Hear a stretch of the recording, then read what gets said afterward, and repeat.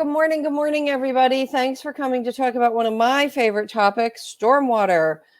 Years and years ago, when I worked for a gentleman who some of you may know by the name of George Hawkins, said I was really passionate about working in clean water policy.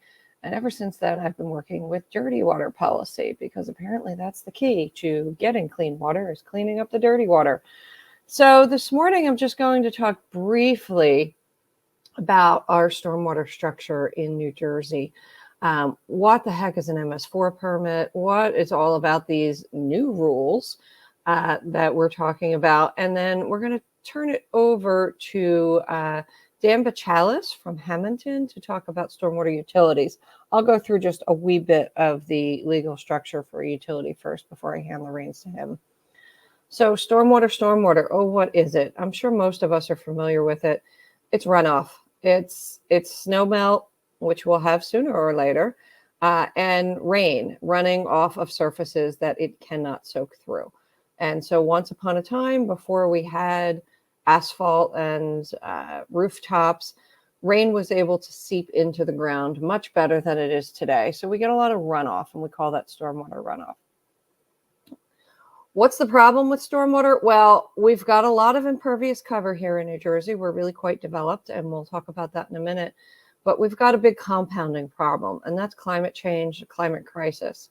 And it is making our storms more severe and more frequent. And we'll talk about some data around that in a moment as well.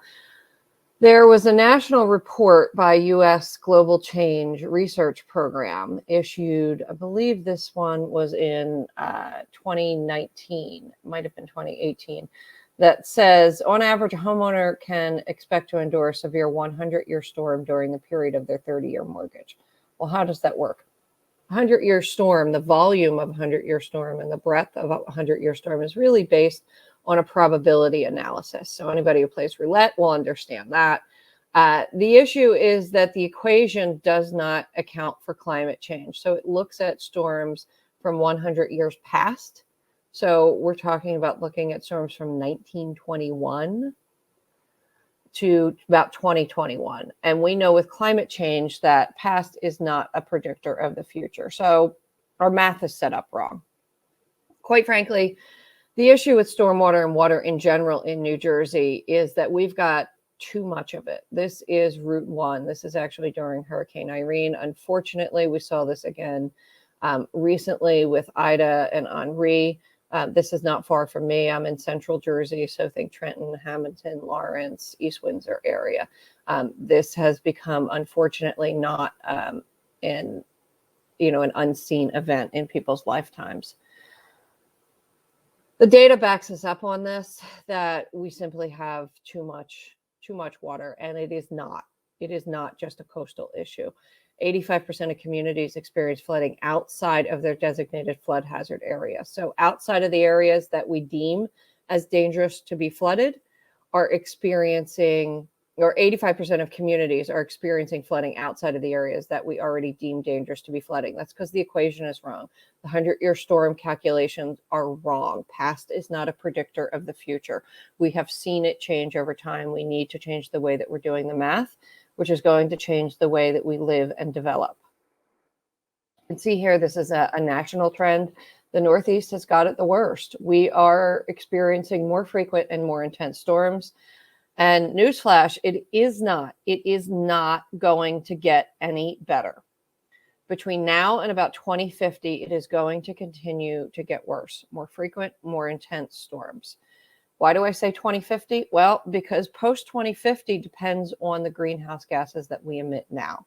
If we are able to clean up our energy sources, convert to electric cars, reduce our greenhouse gases, then we have control over how bad and how intense it gets from 2050 moving forward. From now until 2050, there's some emerging technologies, but there is nothing existing that we can do to make things any better. So we need to become more resilient. Again, some more stormwater math, more rain, more frequent. We know this, we've seen it, we live it in New Jersey. We have a state climatologist, Dr. David Robinson, is seated at Rutgers University. I realize this slide is slightly cut off here, but if you simply Google climate and Rutgers, you will find lots of resources. Google our state climatologist, David Robinson, and attend one of his sessions whenever you have the opportunity to do so. So the end of the, or the more of the story is we simply have too much water in New Jersey, except for when we don't have enough of it, because drought is the other side of climate change. And much of it is too dirty. But the not enough water and the too dirty is a separate talk. So we'll cover that some other time. Compounding the problem of climate change, as we alluded to in the beginning, is we've got a lot of development. This only goes through 2001. The red is developed community, think impervious cover, blacktop, concrete, rooftops, substances that water cannot soak through when it rains. So we are making runoff exponentially worse. So what do we have in New Jersey? How do we handle this problem? Well, we've got something called an MS4 permit. I'm going to go through that very briefly. And then we have rules, and more rules. And that all boils down to municipal officials. You are the bottom line when it comes to stormwater. And then we have some optional tools with utilities. And we're going to talk about the legal structure around that and get some firsthand experience from Dan Bachalis in Hammonton. The approval of a developer stormwater management plan lies solely, big red bold letter, solely with the municipality.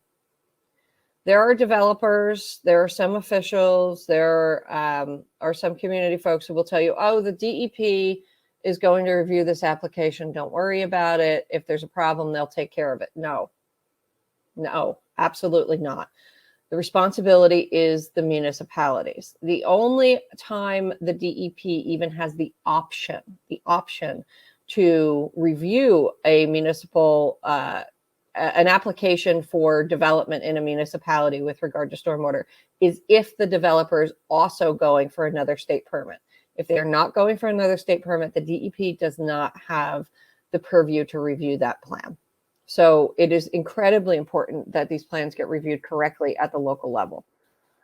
So MS4, that's really the EPA passing the buck to the states, and the states then passing the buck to municipalities in terms of good general stormwater management. So in the winter, we've got salt that we put on our roads. We got to keep it in the shed. And yep, that's a new requirement as of 2004, so that it doesn't wash away in the rain. We need to do some community education. We need to put grates on our storm sewers so we don't get floatables, water bottles, soda bottles down the storm grates. We need to do street sweeping. Lots of things in your stormwater permit, or on your in your MS4 permit. If you want more information on these, you can reach out to ANJEC. I have my contact information at the end. We also have a series of webinars from the past 20 months or so on our YouTube channel at ANJEC Views. That's at ANJEC Views. And you can go ahead and learn more about any of these topics on there or contact us directly. So that's the MS4 permit. The rules are what DEP puts into place and is implemented at the local level through ordinance. So these are DEP rules that are implemented through local ordinances that your councils or committees go ahead and adopt. The first comprehensive stormwater rules we had in New Jersey were in 2004. So let's think about how old New Jersey is. We are one of the 13 original colonies. We've had an awful lot of development going back for more than 300 years at this point. The first time we started comprehensively dealing with stormwater management from a regulatory standpoint was 2004. Before that, it was all about getting the water away, get it away from a development. Well, in New Jersey, we're pretty tightly packed in, and there's not a whole lot of away anymore. It ends up in your neighbor's basement, somebody's business, on a road. And so we've got new rules now. The short story of the new rules is they went into effect by ordinance this past March. So municipalities had to adopt an ordinance that was in compliance with the new stormwater rules as of March of 2021. So you all have new stormwater management ordinances. Go ahead and ask for them, check them out, give them a read, and then send us your questions. There's an e-learning tool that's referenced in your MS4 permit and might be referenced in your ordinance as well. It's old at this point. We're working on updating it. So if you watch it, it's still got some helpful information in it, but it's not fully current with the new rules. So we're working on that. We've got an enhanced model ordinance as well. So if you want to do one better, than what the municipal or what the state requires and what the state model ordinance requires, go ahead and give us a shout and we'll get you that. Here's the big thing. This is a biggie. This is huge. What the new rules require, the rules that are in effect as of March of 2021 this year. All stormwater management from new development has to be treated with green infrastructure. What the heck is green infrastructure? Well, this is a regulatory thing, so it's not always actually green, but the idea is for it to be mostly green. So green infrastructure is using plants. So going back to before we had impervious cover, blacktop, asphalt, rooftops that rain and snowmelt could not get through, going back and using native plants that generally have much longer roots and can suck up water and pull down water much more efficiently than the way we've been treating stormwater in the past. Green infrastructure, so actual plants, also have the added benefit of using pollution, primarily nitrogen and phosphorus. So think about lawn runoff, overflowing septic systems. It can take up a lot of that bacteria, a lot of those nutrients, and prevent it from getting into our waterways. Some of the other green infrastructure as defined by the DEP, again, not exactly green, but it could be a porous asphalt. So you can see that on the left-hand side of your screen. The parking stalls are porous. The rain is going right through. The cartway or the driveway in the center is not porous. It's slightly more durable, and it also gets more traffic to use the regular old school asphalt. So the way that Rutgers has been constructing these parking lots is to use the parking stalls with porous asphalt and then the cartway or the driveway with the traditional asphalt. You can also have cisterns, which you see in that lower photo. And then we've got traditional rain gardens over with the echinacea and the black-eyed Susans in the right side. Or rudbeckia, that's the word I was looking for, echinacea and rudbeckia. You can also have, much to my consternation, what looks like a traditional detention basin, but it's got a sand filter in it. And that sand filter is going to help capture additional pollution. It looks much the same as before. I'm not super thrilled with it because you don't get all the benefits that you get with using actual plants. But it is an improvement over the way we used to do things.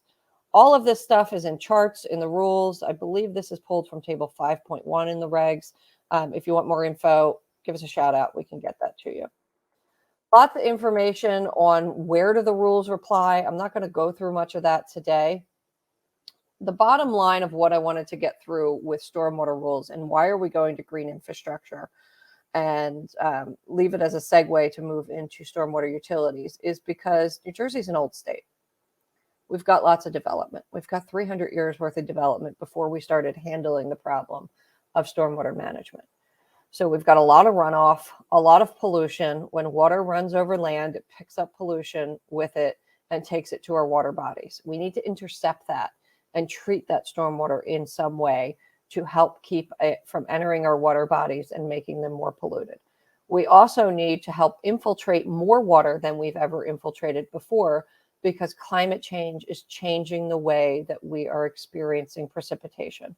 We are getting bigger and more frequent storms in the summer and in the fall, and we are getting drier springs and drier winters overall. So the way that we are managing our water needs to change magnificently in the next 30 years. We have to be able to manage more volume. We have to also be able to retain some of that volume to treat it and use it as water supply. But that's another talk. That gets into we have too much water, except for when we don't have enough of it. Sorry, this is more ordinance detail that I didn't manage to hide. But if you want more detail on this, we've got bits up on our website. One of the things we're looking at with the new rules that is also an option if you want to do something at the local level is to integrate, if you have a TMDL, this is extra bonus points for the policy nerds in the audience, a total maximum daily load for your watershed. You can do something to integrate that into your new stormwater ordinance. We're going to skip through a lot of this. We've got recommendations, again, that municipalities have and are considering adoption for different provisions so that they can manage Smaller developments, they can manage more intensely to protect their water resources. ANJEC and the Watershed Institute are happy to help you with that. Again, we've got stormwater webinars on at ANJEC Views at YouTube. And annually, there's a Watershed Institute conference. It just concluded last week, so I'm not sure if and when their videos will be available, but early November, that's something you want to mark on your calendar if you really want to geek out on stormwater and learn more. So just a couple slides on utilities, and then I'm going to end my screen share and hand it over to Dan Bachalis. Why a stormwater utility? Some of you may have heard about this. Well, the stormwater regulations, including the MS4 permits that we just talked about, are really designed to keep things from getting worse. So we're taking the status quo, we're trying to manage the rainfall that's coming at us with frequency and intensity, and keep water pollution and flooding from getting any worse than it is right now. The problem is it's pretty bad right now. And so those regulations will do nothing to turn back the clock and address the problems of the prior 300 years. And in order to do that, in order to go backwards, go back to the future, if you will, and address those issues, we need a new tool. And this tool was authorized in 2019. I will say upfront, no municipality has yet adopted a utility, but I do believe strongly that's because the pandemic hit shortly after utilities were authorized in New Jersey. ANJEC and a coalition we're working with called the Flood Defense Fund, which I'll get to in another slide, are currently working with about a dozen municipalities who are investigating and moving forward with the concept of a utility. So there we go. Those are the folks working together in the founding members, at least, of the Flood Defense Coalition. We've grown and there are others now. But if you're in the Pinelands or the Highlands, go ahead and contact your local group. Otherwise, you can contact one of the statewide groups, including ANJEC. And so let's talk about utility for a second. What does a utility do? A utility is a user fee. So it assesses a fee on those who own impervious cover, blacktop, rooftop, asphalt, and are not currently managing their stormwater runoff. So that stormwater runoff predates our stormwater rules in 2004. Because as of 2004, those stormwater rules require that you infiltrate the same amount of rain that fell on that land pre and post development. So you're not supposed to have any runoff. What the stormwater utility does is it assesses a fee on those who are not managing their stormwater and then uses that money. 80% of the funds collected are required to be used for constructing stormwater facilities. And we've got somebody, it sounds like, who came off mute and is maybe driving. There's a lot of feedback right now, so maybe we can work on putting them on mute. Or maybe they're vacuuming. No, Dan somebody's multitasking and has now muted himself, so you are free to continue, Jen. Okay. Sorry, I can't see people, so all good. I'm a little out here on my own. So what we do with a stormwater utility is assess a fee on the people or entities that are causing the problem, and then use the money collected to manage stormwater so that they're not causing flooding in other people's basements, businesses, and roads. A utility is really useful because it gets right to the core of the problem. If you're an entity, say like a big sports complex, and you've got big parking lots and big parking decks and lots of rooftop surface, and you say, whoa, I really don't want to and can't afford to pay this annual fee. So what are my other options? What your other options are, sorry, I'm flipping through these slides a little quickly, but your other options are then to manage your stormwater. Stop causing problems for other people. And so you can put in rain gardens, you can put in a detention basin, you can put in porous asphalt. You can do all those things that we talked about in the rules, and you can manage your stormwater, and then your fee will be reduced. Or if you do enough of it, you could even eliminate your fee. And so this is a simple rain garden. This is early in its development. The idea here is that you've done a curb cut. You are now receiving some of that street runoff into this rain garden. And so it's not flooding the street, but instead watering plants and infiltrating into the ground better. Nationally, stormwater utilities, this is what I just said, offer partial credit. So if you want to go ahead and treat your stormwater, that's the end game, not to collect money, not to collect a fee, to get results. And so I think that's a really great option, so that stormwater stormwater facilities are constructed throughout New Jersey and start managing the problems that we've created in the previous 300 years that are now getting more intense because of climate change. No, one size does not fit all. Not everybody's going to have a green roof. Not everybody's going to have a rain garden. It's likely a combination of approaches that we're going to see. So with that, that is a very high level overview of MS4 permit and stormwater rules and stormwater utilities. Again, there's lots more on ANJEC Views, or at ANJEC Views on our YouTube channel. And I think I've stopped sharing my screen now. And hi, Dan, now I can see you. Thank you for joining us. And so I want to turn it over to you a little for the time being, and tell us a little bit about what Hammonton is doing. So Dan, you have served on both the Environmental Commission. I'm not sure if you're still on the EC, and you've been an elected official in Hammonton. So you really know the ins and outs of your town. And Hammonton is in South Jersey, for those of you who don't know. It was declared the blueberry capital of the world by Ronald Reagan in the 80s. And they do have some yummy blueberries, and I still have some in my freezer. Good. So tell us a little bit about what's going on in Hammonton, Dan. Alex, did I steal that away from you? Nope, all good. I just wanted to make sure Dan introduced himself, and Jen gave you a great introduction.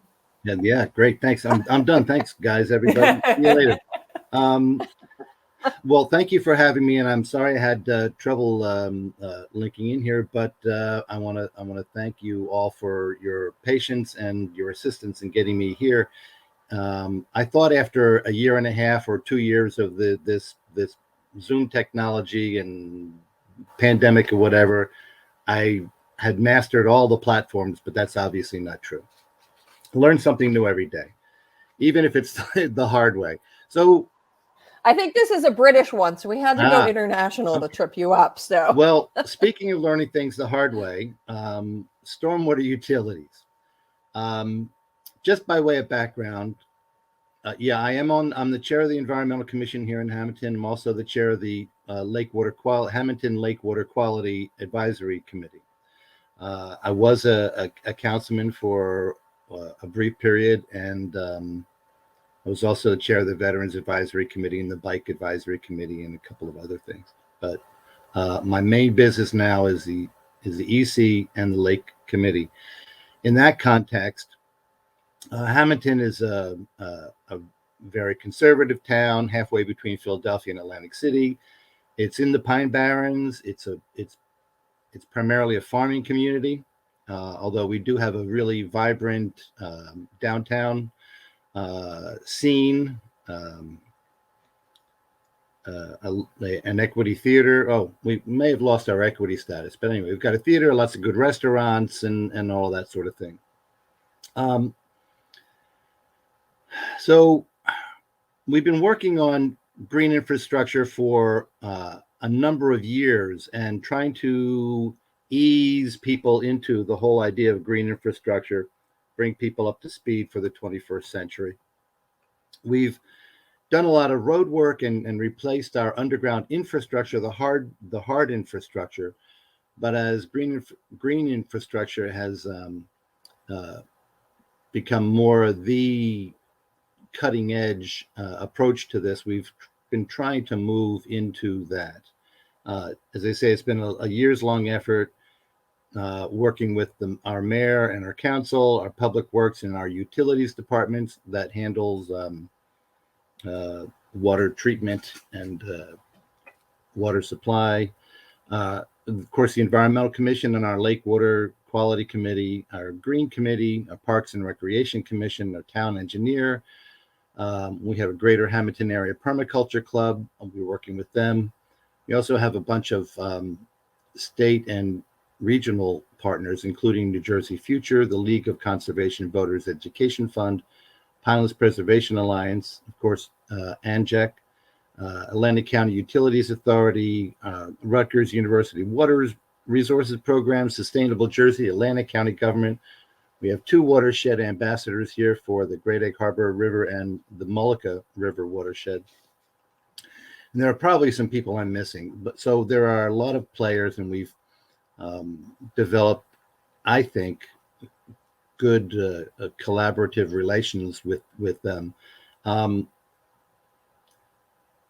In 2018 or 19, we had a couple of presentations, both to council and to the Environmental Commission, from the League of Conservation Voters Education Fund, talking about the potential for grants for stormwater utilities, either implementing one or doing a feasibility study. I knew that going right for an implementation grant would not make sense for our town. It's much too conservative in that regard. So we convinced the mayor to go for a feasibility study and not just reject the idea of a stormwater utility out of hand as a, you've heard this, the rain tax. I wanted to get around that and get people the facts of the matter before we actually did anything adverse. So we put in the grant application, which was really quite easy. The league makes it really easy to explain what you want. So it's a collaboration between the Environmental Commission and the Lake Water Quality Committee. I'm chair of both, so they get kind of become a little fungible. Our Public Works Department, Atlantic County Public Works, and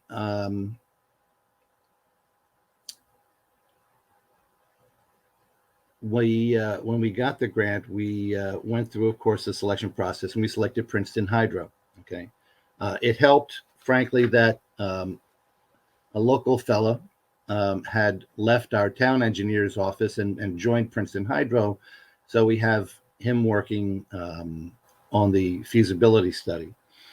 We did a couple of stakeholder meetings early in January of 2021, and then another one in May with a larger group of stakeholders, and talking about the benefits and the negatives of what people viewed as negatives for stormwater utilities and how we would use funds raised therefrom. They also met with our council has a public works and transportation committee.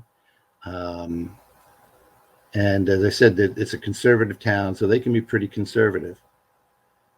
So at that point, we were getting close. Well, we were into the silly season of the election period. And elections in Hammonton are always, it's a small town, so sometimes things get a little personal. At that point, we were talking with our support team, with our Princeton Hydro consultant and the league and a few other of our partners. And I advised that we should hit pause on the process rather than create an unnecessary, frankly, in my opinion, an unnecessary election-related issue, make something a political football that didn't need to be a political football. I was afraid the facts would get lost in the trying to score points, as it were.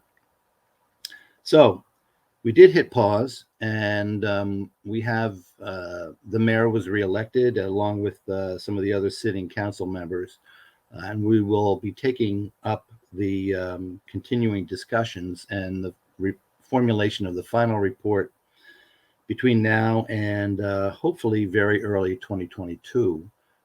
When the new council, same as the old council, will be formally seated and reorganized.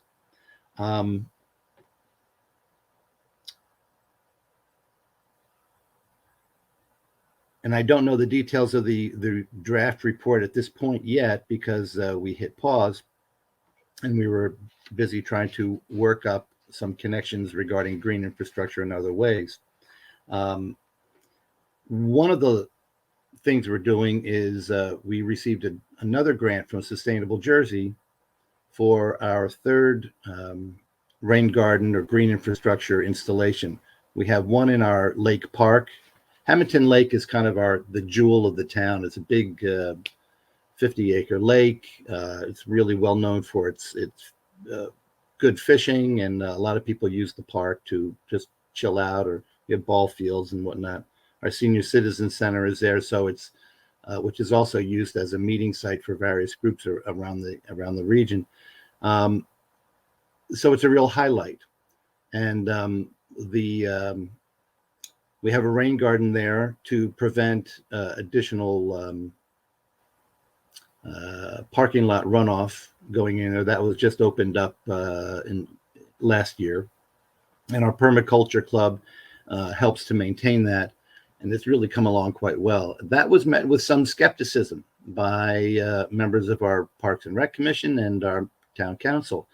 It has is done very, very, very well at this point, so I think everybody's happy with it. We also have another rain garden, a little more advanced at our high school. Again, people were a little skeptical about that too, but thankfully they were patient and waited until the first season and things started to fill in. And as I say, it's done beautifully. The third site is situated along a tributary to Hammonton Lake, which has suffered from a whole variety of assaults, including unregulated stormwater runoff from one of our major streets in town, trash, hydrocarbons, whatnot, road salt. In addition, there was a major sewer line break there a few years ago, which was fixed, but we think that there are still lingering effects from that downstream when it gets into the lake.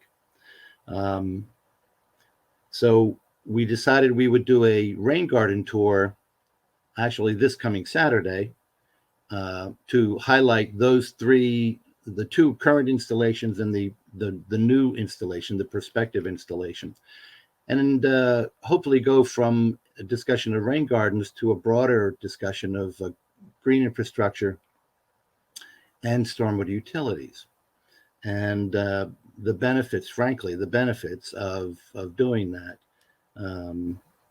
which Jen has outlined really nicely. We do have a couple of council members coming to that. Our town engineer is going to be attending, and some of our other committee members. We're hoping to get a good discussion out of that. A couple of things that we learned as a result of this feasibility study process. Number one, these studies aren't cheap. And as a matter of fact, we're going to need to do a second study to actually develop prospective or potential rates for residences and other properties throughout town, to make sure that people understand that this isn't going to cost an arm and a leg, and there are offsets available both through transfers within the current budget for items that really have to do with our stormwater management, as well as the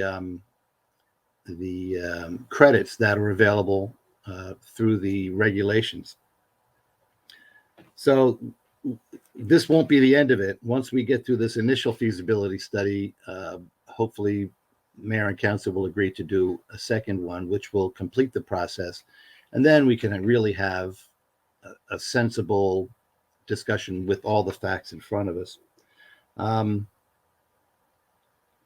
Yet to be determined is our success in overcoming that whole rain tax argument. I mean, there are lots of valid arguments to be made that this is not a tax, it is a fee, just as paying for your water and your sewer services is a fee. But sometimes, this is an old, I think, Yiddish saying, it doesn't matter what the facts are as long as the answer is always no. So we're hoping to find ways to overcome that. And again, we have a lot of very savvy partners working with us. So we're hoping that we'll be able to accomplish that. Let's see, a couple of other lessons learned. Timing is important. If we had been able to complete this study before we got deep into the election season, we might be a little further along, either with the second study or just having a discussion and creating a more positive reception for things. The other thing is, and we're trying to take advantage of this, is use the study time, the time during which the study is taking place, to push green infrastructure a little more broadly. And we've tried to do this by getting that additional grant from Sustainable Jersey and Atlantic City Electric to create a design for a new green infrastructure installation, and also bring in other additional partners. The neighbors are going to be working, the neighbors in the neighborhood there are going to be working on this, as well as Atlantic County Public Works. So we've got a broader coalition that will be collaborating to make this a real positive thing. And it's on a very well-traveled street in town, so there's a lot riding on making sure that this turns out well. That's kind of it in a nutshell. I heard somebody quoted this at the Watershed Institute conference last week. Everybody lives downstream. And it was Jim Purcell from Princeton, as a matter of fact. And it just struck me really, really well, because we had just finished participating in another collaboration with our friends from Galloway Township, which is also in Atlantic County, who created a project called Friends Along the Mullica, and interviewing folks all along the Mullica River, 8 or 9 communities from Hammonton at the headwaters all the way down to Atlantic City in the bay where it empties out. And it really brought home the idea that everybody lives downstream. Even in Hammonton, where we are at the headwaters, there are other places beyond us that we should be paying attention to, and hopefully are paying attention to us.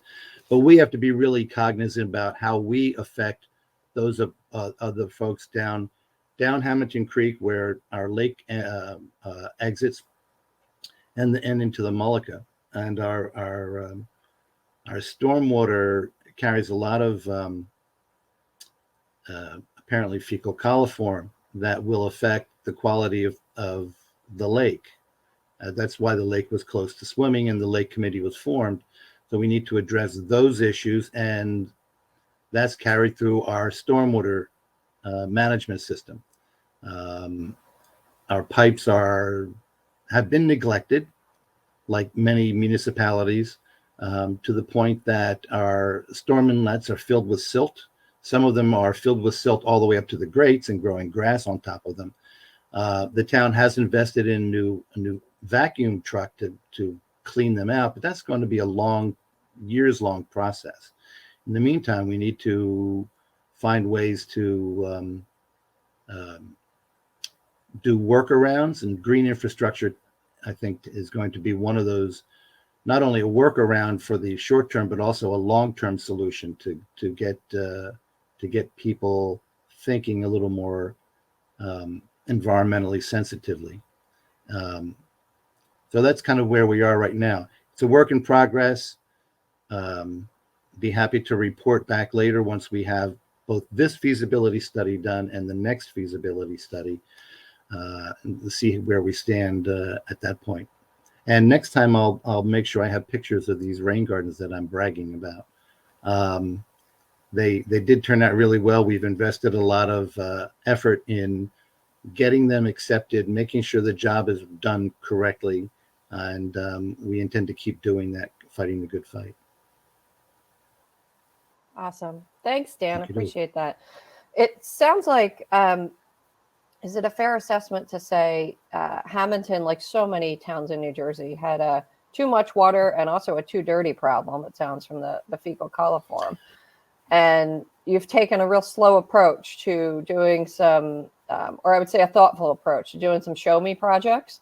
And so you've put in rain gardens so people can understand these things aren't scary. They're not going to bite you. They're not going to, they're not going to terrorize the town. They can make the community more beautiful, clean up the water, deal with some localized flooding issues, and then to take the thoughtful academic approach to analyze how do we scale this up, and what does it look like for our community, and what would it mean for the people that live here? I mean, is that No, I was generally going a to say fair those assessment? are the exact words I was going to use. It's a very fair assessment. We have taken it slow because I say Hammonton is a conservative town. They don't want to jump into things. They think everything is doing fine as is. We've got, we get flooding here, we get flooding there, but we can fix that by creating more hard infrastructure, make retention pits, and make bigger pipes and that sort of thing, without addressing the fact that a lot of it, at least half the town, dumps stormwater into the lake. And we know that fecal coliform peaks 1 to 2 days after a major precipitation event. And it's not, everybody said it's from the Canada geese. Well, the Canada geese don't always hang out at the beach, which was closed for swimming. They're down at the other end where people leave them alone. And they're not there during the summer so much. They're down at the other end, or they've gone north, to take care of their own business. So we're trying to help people make those connections and correct the misimpressions that they've garnered, because I see this, so therefore it must be that. That's another whole story in its entirety. So yeah, we're just trying to work things. We're working with Stockton University. That's another group I forgot to mention. Oh, very good, very good. Their environmental studies program has been conducting studies using our lake and giving us some good feedback in terms of water quality, who's living in the lake, vegetation-wise, animal-wise, etc. So we get a more comprehensive view of the ecology of the lake, but also the hydrology and the water quality and water composition. That's really important to be able to show people that, and we hope to get some DNA studies going on the E. coli so that we can parse out, is it human? Is it animal? If it is animal, which kind of animal? People think it's the geese. Frankly, I think we have 5,000 households in Hammonton, roughly. We probably have 4,000 to 5,000 or 6,000 dogs in town. Everybody's got a dog, and people who don't have a dog, their neighbors have multiple dogs. And DNA studies can be really helpful. I worked with a community where there were no horses, but the DNA came back horse, and we were very confused by it. And it was a manure management issue. There was manure storage. And so being able to track that down and understand it, and then, be targeted in the solutions was really helpful. I think we'd have just a few minutes for Q&A, so I'm going to let Alex take the helm. I did just want to add, because we've talked a little bit about, and I thank you for your presentation and your leadership in Hammonton on this, and there are other communities. Princeton has an RFP, a request for proposal out to do a stormwater utility assessment. Newark has been chugging along, working on theirs as well. And there are, like I said, about a dozen other communities. I'm not ready to out them and reveal their identity at this point, but they're moving along behind the scenes. While this is new for us in New Jersey, there are about 2,000 communities nationwide that have already adopted stormwater utilities. So if you happen to have gotten out of your home in the past year and a half or so, or even before that, you'll see that Philadelphia is greening, New York City is greening, Washington, D.C. is greening up. And so they have adopted stormwater utilities, and they are using green infrastructure to manage their stormwater better. And those cities are looking beautiful. Green infrastructure also has the added benefit. I grew up in Philly, and it's hot as all get out in the summer in the city. And so any green, any shade that you can add to try to bring down that heat island effect is very welcome by people who live there. So Right. you get multiple added benefits with green infrastructure. Alex, do we have a few minutes for Q&A? Can we do Q&A? How do we work on this so platform? we absolutely do. We have about 10 minutes left in our presentation. Before we hop into Q&A, I just want to say, first of all, if anyone has any questions, feel free to put them in the chat and we can ask two of our stormwater experts here. Before we get into that, I just want to do a quick plug that after this, you'll have a few minutes before the next session to hop over to the expo. So the expo is a great place to check out all of the other organizations that are here. Besides ANJEC, although I'm a little biased, I think we're one of the best ones here.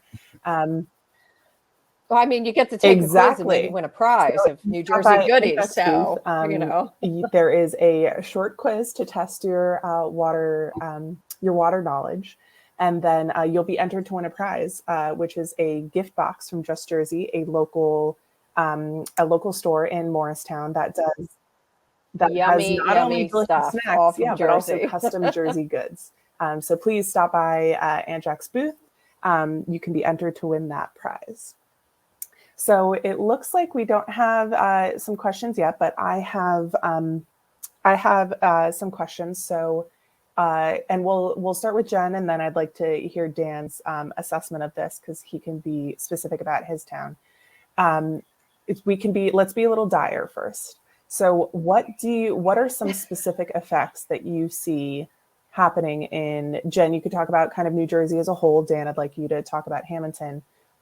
If we keep going as is, if we keep business as is right now, where we have majority gray infrastructure, we have flooding as we see it with these storms, what are some of the specific effects that you expect to see?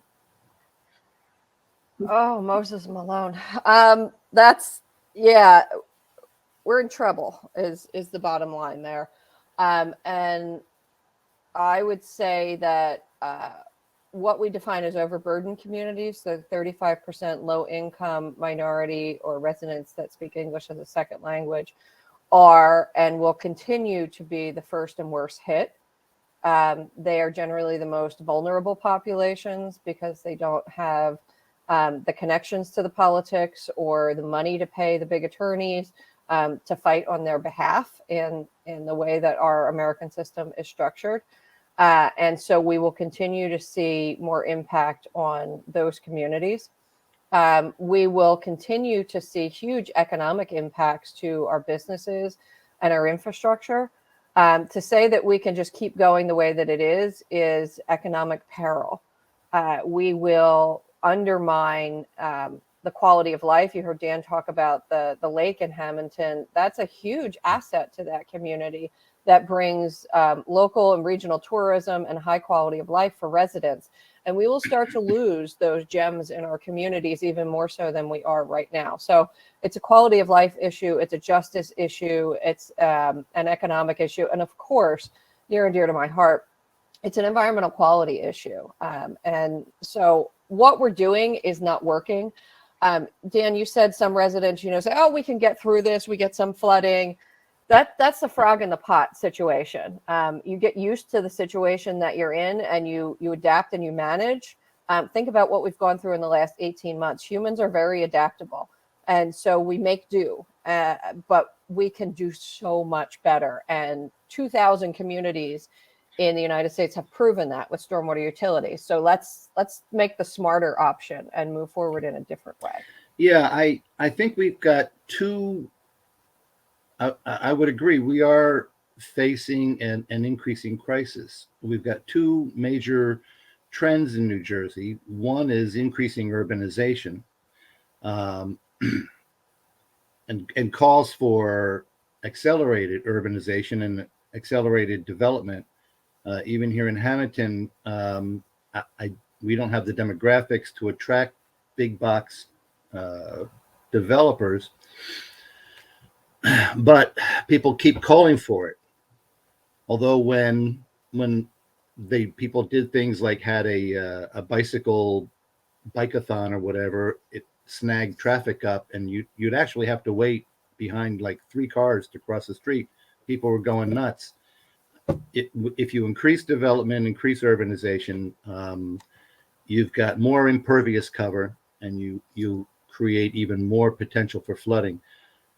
Combined with that, we've got climate change, where New Jersey specifically is going to be a little bit wetter, but more importantly, those precipitation events are going to come in heavier chunks. So rather than being a little more spread out, and you get an inch here, an inch there, you're going to get 4 or 5 inches at one time, 5 or 6 inches at one time, and that could be potentially catastrophic. We saw what happened to Philadelphia this past summer with one of the rains. It had the the Vine Vine Street Expressway, how it 676, filled up. totally flooded up to the overpasses. I couldn't believe I was seeing it on television. Thankfully, we're out of Philadelphia, and we've got a relatively large amount of pervious surface. So sometimes stormwater is not a problem, but there are intersections around town that constantly flood, and even some of the slightest rain, and they stay that way for days afterward because our gray infrastructure has not been maintained. But also, we're going to be getting more and more heavy downpours. That's going to cause all kinds of problems. Fortunately, the silver lining in this catastrophe, if there is one, is that you can link the impacts of things like climate change to other things. Like, for instance, we're heavily dependent on agriculture here, blueberries in particular. And Jen, for your kind words, we've got a case coming to you for next season. But people understand that as the summers get hotter and the rain comes in more catastrophic drops, that's not good for any crop, but particularly blueberries. You can make those links and say, look, if we don't do something about these other things, climate change, and try to mitigate its effects, cut our carbon as a community, and also deal with the effects of climate change and adapt our practices, we're really going to get hit hard. And we're going to be not just going to be swimming down the streets, we're going to be growing pineapples instead of blueberries if we don't try to work on this. And hopefully making some of those connections in a broader context will help move people along in the specific context of stormwater management. We don't have, and I don't think anybody in South Jersey, I may be wrong, has had some of the harmful algae blooms that North Jersey has had. And yeah, there were a few, not as many, but there were a few. Part of it is because your waters tend to be a little more acidic. Yeah. And so that helps to, and you just have a little less development in South Jersey. But as the urbanization grows and the runoff spikes, if we're not managing it in smart ways, then we've got issues. It looks like we've got a couple. Sorry to cut you off, Dan. It looks like we maybe have a couple questions in the so the we chat. We'll start with Ryan's question. And this is interesting. I'm interested to hear this. What has been the reaction to the agricultural exemption in the stormwater utility? So Jen and I were involved in the making of this law, and I remember this debate. So Jen, do you want to start, and then we'll hear Dan's?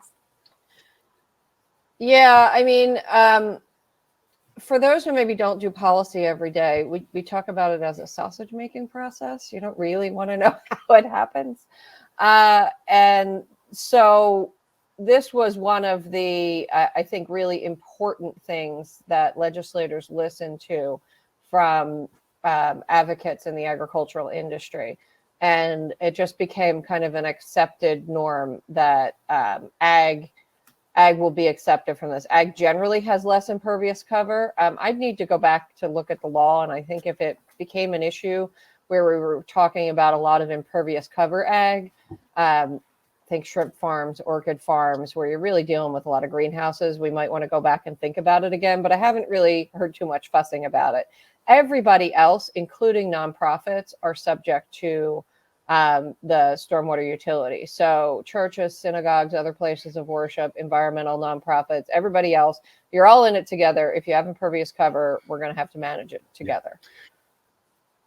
And then sorry, Dan, well, did you I have something just you wanted noted to that, add? you know, ag operations get exempted from a lot of things. And I'm thinking specifically of some of the buffer requirements. Hammonton Creek, it has been one of the most polluted tributaries to the Mullica River, which is itself one of the most pristine watersheds in the Atlantic seaboard.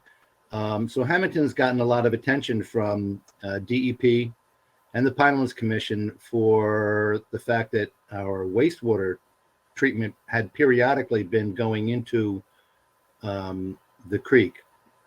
But we have a lot of farm operations that, you know, dump a lot of extra nutrients into the other various tributaries to the Mullica.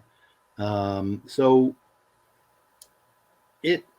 it will eventually have to be, I think, the kind of thing where ag operations need to pay attention to green infrastructure solutions to some of that runoff.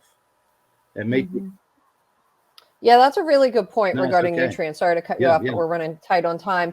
But NRCS and NRCD, Natural Resource Conservation District, and don't make me say the other one because I can't, have some really great grants and partnerships with farmers to try to do that, just that, to manage manure better, to manage those irrigation ponds, which can get a little funky, that kind of business. I see there's one question from Ricky.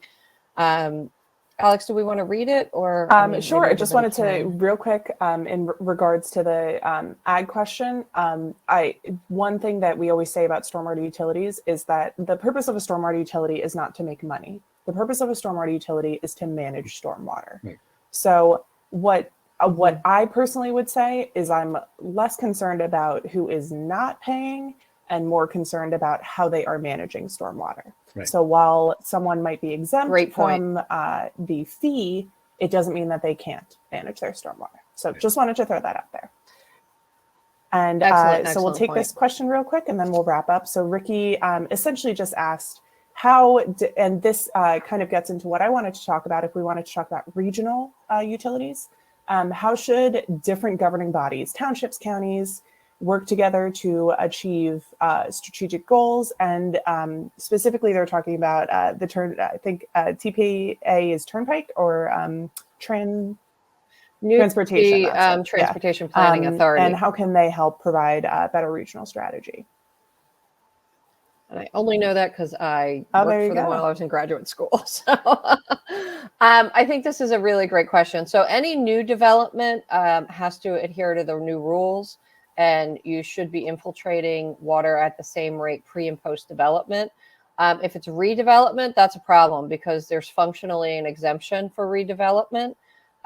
Because if you have 100% impervious cover, you're not infiltrating anything. So if it's a redevelopment, your pre and post match at 0% infiltration. I know I went through that math pretty quickly, but see me after class if you want to go through it more.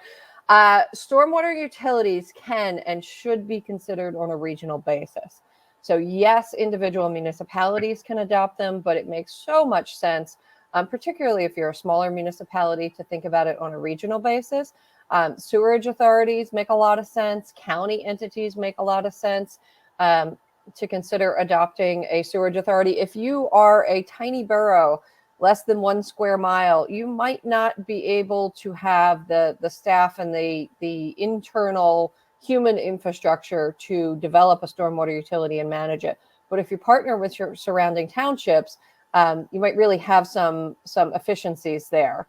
And so, yes, absolutely on a regional level. Alex, do you have anything else you wanted to add to the regional Just that there concept? are regional stormwater utilities.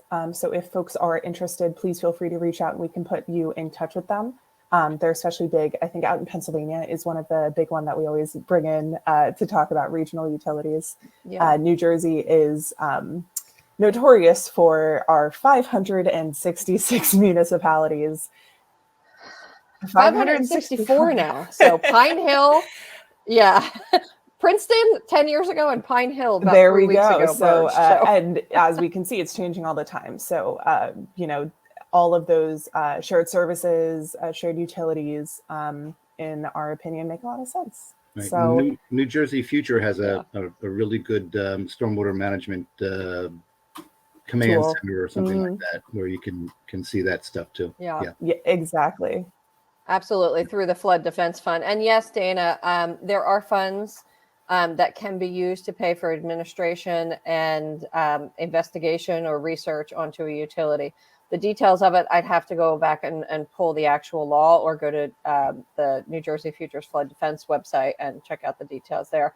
But I think we're a little past time at this point. So Alex, do you want to tell people which hallway to go down and where they should be headed thank you next? everyone for joining us, and thank you especially to Jen and Dan. Thank you so much for providing My pleasure. your Thank expertise you. here. Thank you for having me. It was great. Yeah.